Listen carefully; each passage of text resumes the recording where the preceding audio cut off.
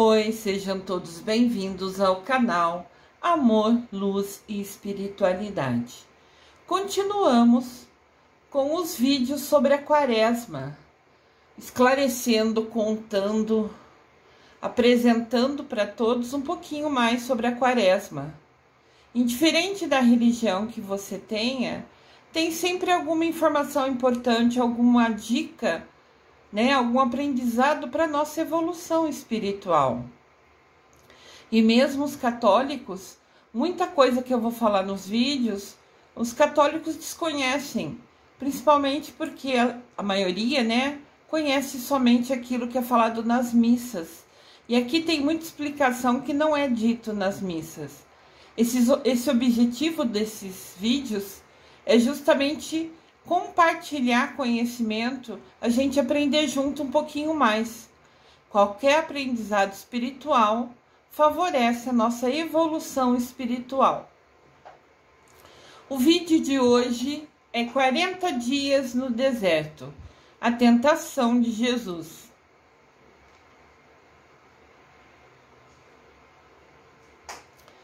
"40 dias no deserto, as tentações de Jesus."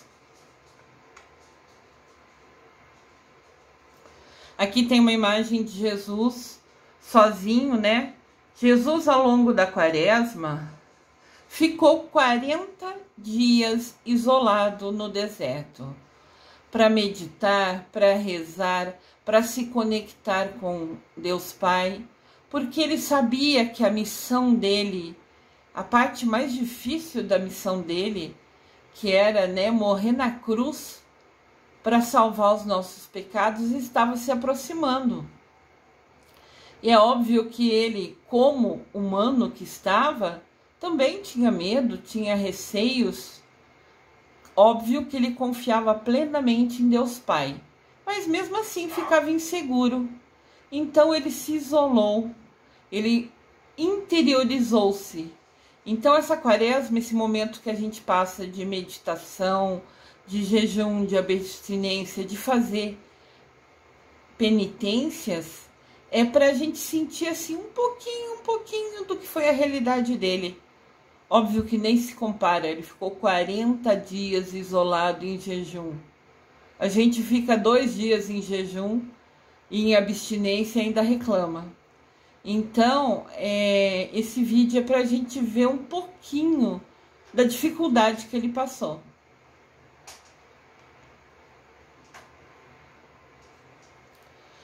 "40 dias no deserto." Na Bíblia, o número 40 é sempre citado para representar períodos de 40 dias ou 40 anos que antecedem ou marcaram fatos importantes.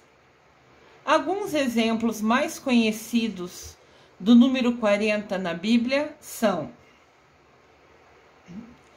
40 dias de dilúvio da Arca de Noé, 40 dias de Moisés no Monte Sinai, quando ele se isolou e depois desceu com as pedras, as placas dos 10 mandamentos. 40 anos de peregrinação do povo de Israel no deserto. 40 dias de Jesus no deserto. As 3 lições bíblicas das tentações de Jesus. Aqui nessa imagem, Jesus está assim, orando, meditando, conversando com Deus, aproveitando esses 40 dias, realmente para se interiorizar, para pegar força de dentro dele, para ele superar, resistir, suportar todas as dificuldades que viriam.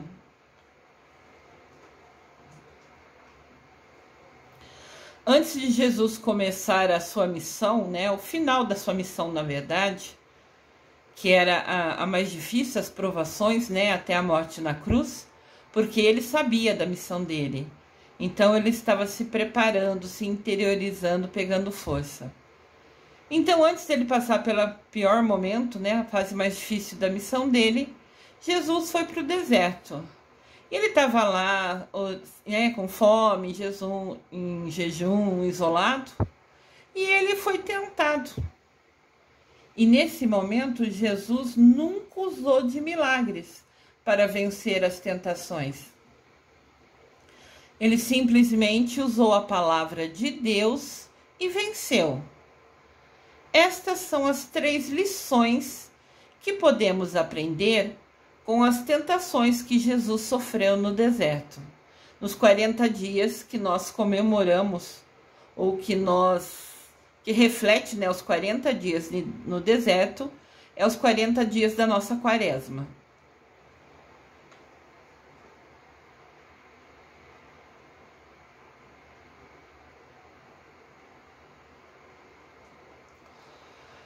Jesus respondeu: está escrito, nem só de pão viverá o homem, mas de toda palavra que procede da boca de Deus. Na primeira tentação, Jesus estava com fome. E o demônio veio e lhe disse: se és filho de Deus, diga a essa pedra que se transforme em pão. E Jesus respondeu a ele com a palavra de Deus. Está escrito, não só de pão vive o homem.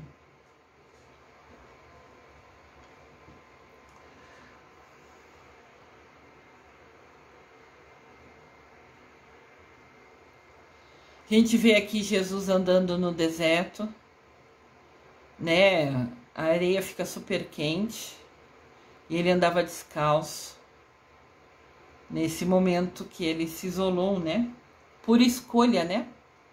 E a gente reclama de fazer 2 dias de abstinência, de jejum.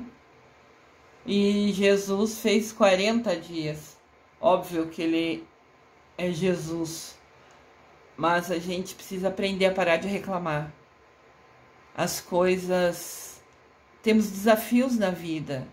E a gente não precisa entender por que eles surgem. Só precisamos aprender como superá-los. Tudo na vida pra gente é lição, é aprendizado. Qualquer desafio que a gente passa, tem uma lição que a gente precisa aprender. E quando a gente não aprende a lição, aquele ciclo se repete. Parece que as situações voltam a se repetir, as mesmas situações, para que você tenha a chance de vir a aprender o que precisa. Então, se você acontecer uma coisa, se agiu de um jeito, daqui a pouco acontece de novo a mesma situação ou parecida, é sinal que você tem algo a aprender. Você precisa parar, pensar e tomar um caminho diferente. Sempre que você agir da mesma maneira, você vai obter os mesmos resultados. No final, vai acontecer as mesmas coisas. Então, se uma situação se repete, que você fala, nossa, isso já aconteceu naquela vez assim, assim, e eu fiz isso. E eu fiz isso no passado e acabou não dando certo. Então, é sinal que agora a lição está se repetindo para que eu haja diferente, para que eu mude a minha ação, para que o resultado, né, no final da situação, se resolva de uma maneira diferente. Isso é um aprendizado que a gente precisa ter na vida.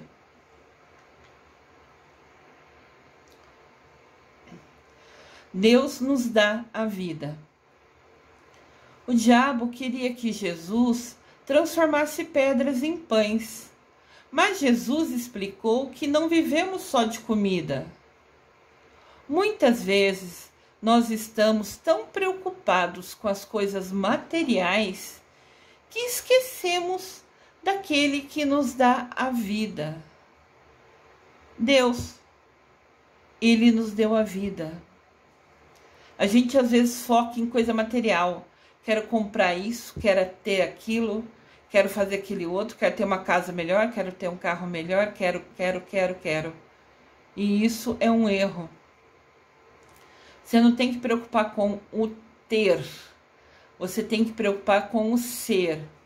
Ser uma pessoa melhor, ser uma pessoa que ajuda o próximo, ser uma pessoa em paz com você mesmo, ser uma pessoa que valoriza, respeita e ajuda os outros. claro que dentro do seu possível.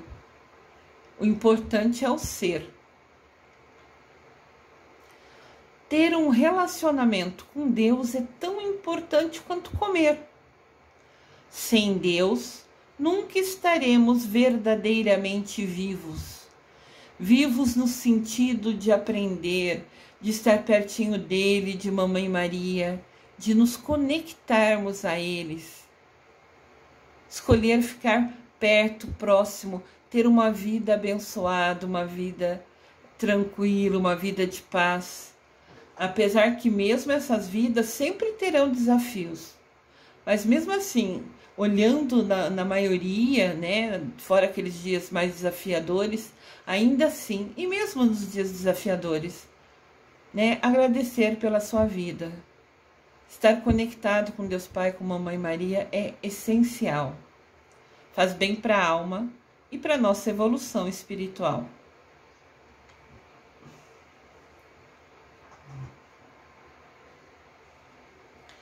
Jesus lhe respondeu: também está escrito: não ponha à prova o Senhor, o seu Deus. Na segunda tentação, o diabo queria obrigar Deus a realizar um milagre.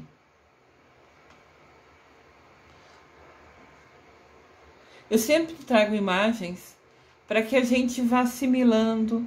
De repente você ouve a minha voz e lembra de uma imagem que de alguma maneira tocou o seu coração, né? Fica com essa imagem na sua memória, lembra dela nas suas orações. É muito legal, porque às vezes a gente começa a rezar e algumas pessoas falam, mas eu não sei o que pensar nessa hora. Então tá aqui, olha alguma mensagem, de repente você printa essa tela, né? Tira uma foto dessa tela, ou no seu computador, ou no seu celular, e guarda essa imagem na sua galeria de fotos no celular. E quando você for rezar, bater um papo, conversar com Deus, você pega e põe a foto no celular. Daí você fala o que está no seu coração e fica olhando para a imagem. Se você é alguma dessas pessoas que às vezes ao rezar fala que está rezando, mas não sabe o que pensar na hora que está rezando, põe uma imagem assim, qual você quiser.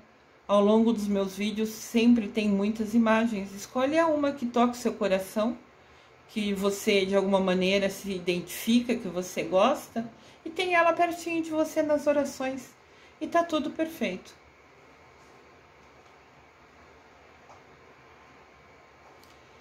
Com Deus não se brinca. O diabo queria que Jesus saltasse de um lugar alto. Porque, segundo, né, essa tentação, ele fala, salta daqui que os anjos te seguram.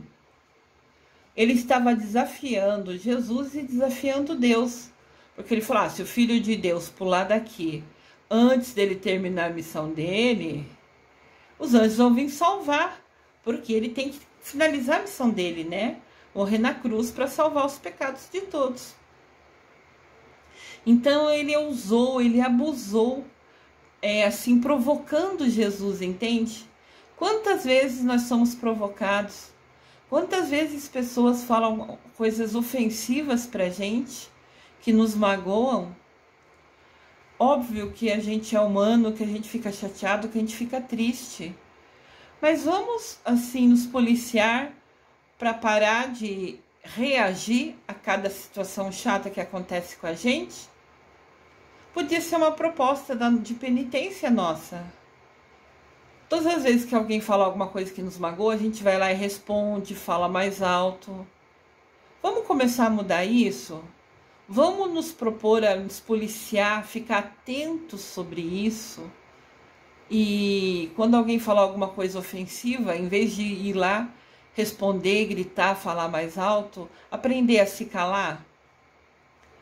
Óbvio que é um aprendizado difícil. Óbvio que é um aprendizado que a gente vai começar a fazer hoje e vai todo dia fazer um pouquinho mais. Porque o aprendizado é tudo, como a gente aconteceu na nossa vida. A gente não sabia andar e começou a andar, não sabia falar, começou a falar. Tudo a gente começa devagarzinho, meio inseguro até. E devagarzinho, conforme mais vezes praticar, mais fácil se torna. A gente podia fazer isso como proposta de penitência. Vamos nos calar diante das provocações? Porque normalmente elas são somente isso, provocações, para nos irritar e deixar a gente em desequilíbrio, né? Fazer a gente responder, gritar, ficar nervosa, estressada. E esse é um aprendizado difícil. Então vamos começar a tentar. Quando eu falo nos policiar, é assim, ficar atentos a isso. Quando a gente perceber que está acontecendo, meio que colocar um alarme no nosso cérebro. Quando acontecer isso, eu vou ver se eu fico quieto. Eu vou tentar ficar quieto, eu vou buscar ficar quieto. Como eu disse, é um aprendizado lento, mas é muito importante. Poderíamos nos propor a tentar isso, né?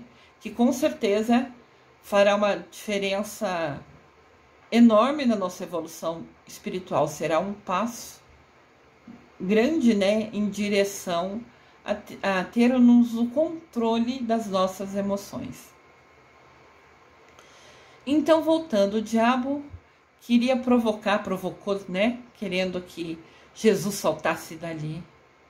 Jesus recusou, porque ele levava o poder de Deus a sério. Ele não queria ficar provocando. O diabo estava provocando Jesus, mas Jesus não queria testar Deus. Ele confiava em Deus cegamente. Por vezes, nós fazemos loucuras que Deus não mandou. A gente sabe que a gente fez aquilo, não era o que Deus queria. Mas mesmo assim, se isso trouxer uma situação, né, uma consequência, a gente fica esperando que Deus resolva tudo fazendo um milagre na nossa vida. Mas se as nossas ações levaram àquela consequência, por que Deus que vai resolver? Se a gente errou e trouxe uma consequência, porque tudo que a gente faz tem consequência. Todas as nossas escolhas têm consequência. Às vezes positiva, às vezes negativa. Mas se aconteceu uma coisa ruim, foi porque a gente tomou uma decisão errada. E a gente tem uma lição a aprender com isso. Mas tem vezes que a gente age errado na nossa vida e depois quer que Deus venha e resolva tudo com milagre. Aí aconteceu isso, Deus me ajuda a resolver isso. Mas o resolver isso é consequência daquilo que você fez lá atrás. Por que Deus tem que fazer o milagre no seu lugar? Deus nunca será o nosso gênio da lâmpada. Gênio da lâmpada está entre aspas, né? Que essas duas virgulinhas em cima, porque está em destaque, é uma metáfora. Metáfora é uma comparação. A gente falando de gênio da lâmpada, a gente lembra daquele conto, né? De fadas, que tem o Aladim, que pede para o gênio da lâmpada ajudar ele, né? A ajudar a Jasmine a salvar o reino dela. É um desenhinho, né, da Disney, que não assistiu, assista, é bem interessante. E mesmo os desenhos sempre tem uma lição para dar pra gente, viu? Qualquer desenho, qualquer filme, por trás tem uma mensagem pra gente parar e pensar. Sempre os filmes são um aprendizado. Eu sou uma cinéfila apaixonada e aprendo muito com os filmes, né? Até comparei agora ao Gênio da Lâmpada. No desenho, o Aladim encontra o gênio da lâmpada, que dá a ele o direito de fazer 3 pedidos. E esses 3 pedidos podem ser qualquer coisa que ele queira. Nosso Deus não é bem assim. Nosso Deus não é o gênio da lâmpada que a gente esfrega, estrala os dedos na hora que quer e ele surge para resolver os nossos problemas. Se os nossos problemas são consequências das nossas escolhas, nós temos que resolver. Nós devemos fazer a vontade de Deus, seguir a Bíblia, seguir as palavras dele, os ensinamentos deles, mas nunca tentar obrigá-lo a fazer a nossa vontade, a querer que Deus resolva os nossos problemas que nós criamos, querer que Deus venha solucionar, né, fazer o milagre por nós. Isso é errado. Somos nós que devemos fazer a vontade de Deus. Nos conectarmos a Ele. Nunca será o oposto.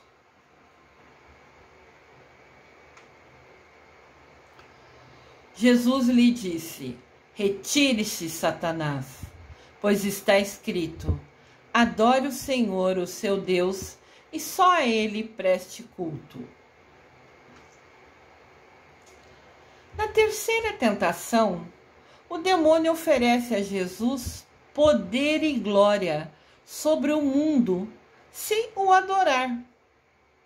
No texto bíblico, Jesus responde ao demônio: está escrito: adorarás o Senhor teu Deus, e só a ele servirás.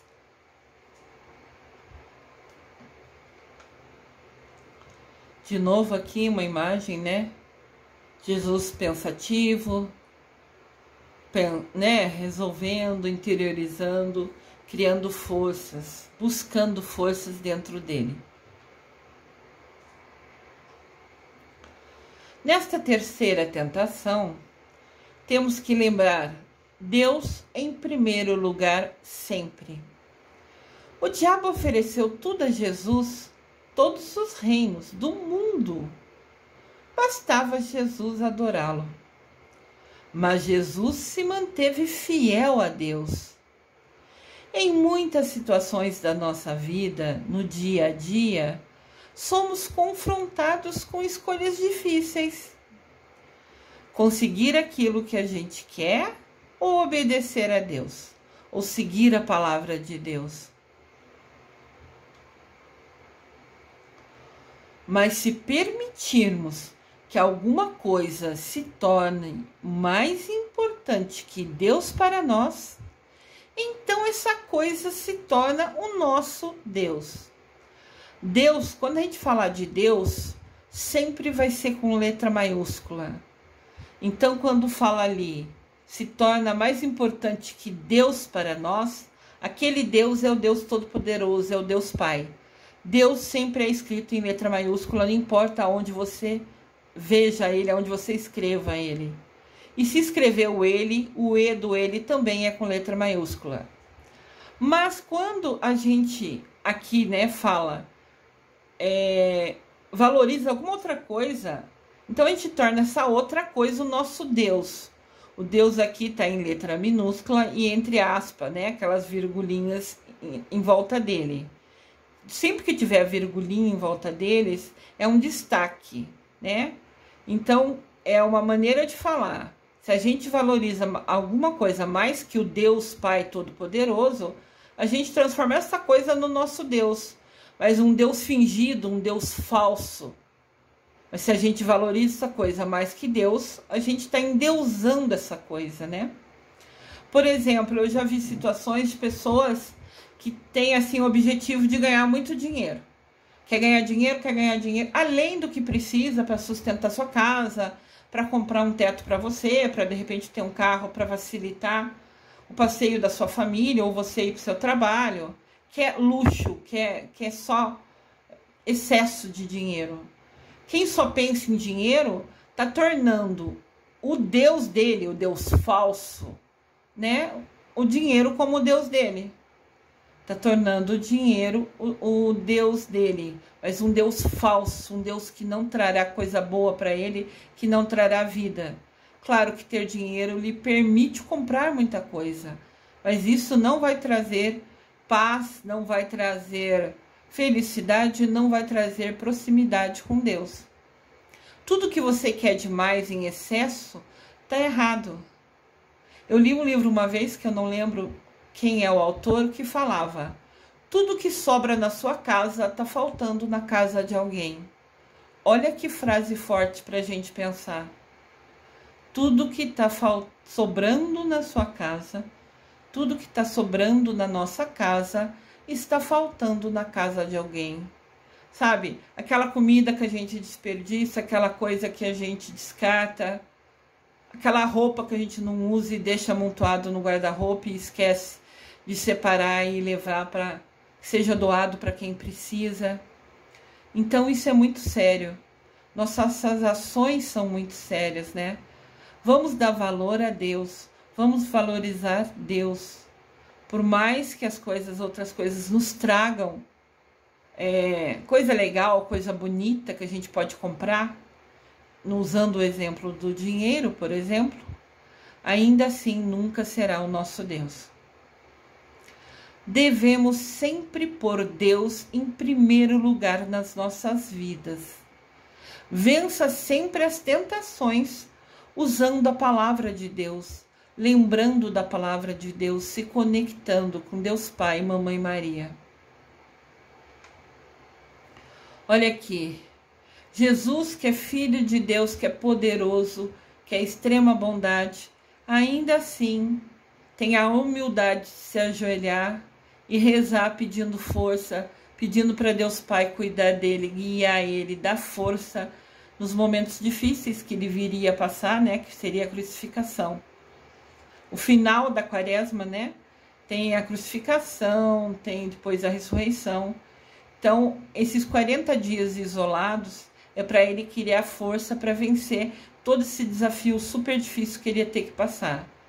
E mesmo ele sendo filho de Deus, ainda assim ele tem a humildade de se ajoelhar, levantar as mãos para o céu e pedir para Deus: me ajuda, me dá força. A gente tem feito isso o tempo todo?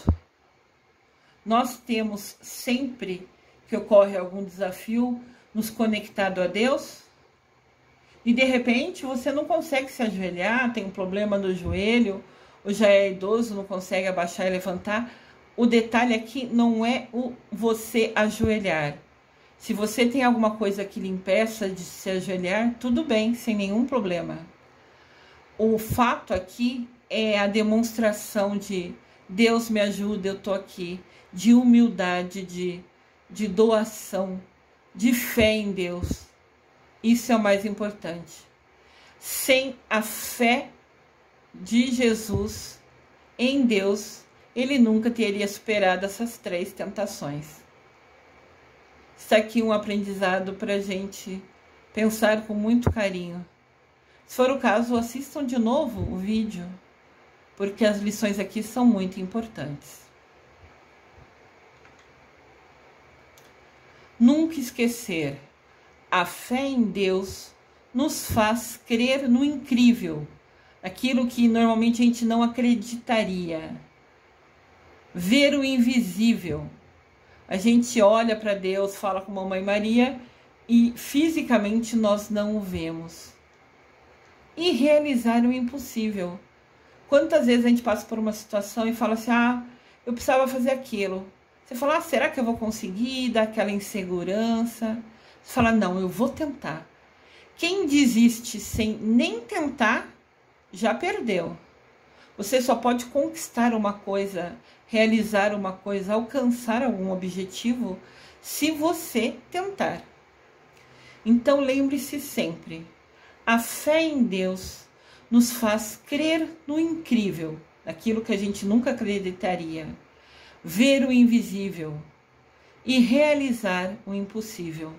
Olha que frase linda, para de repente a gente tirar uma foto dessa tela, né, printar essa tela, essa imagem do seu celular ou computador e guardar na sua galeria de fotos no celular. De vez em quando ler. A fé em Deus nos faz crer no incrível, ver o invisível e realizar o impossível.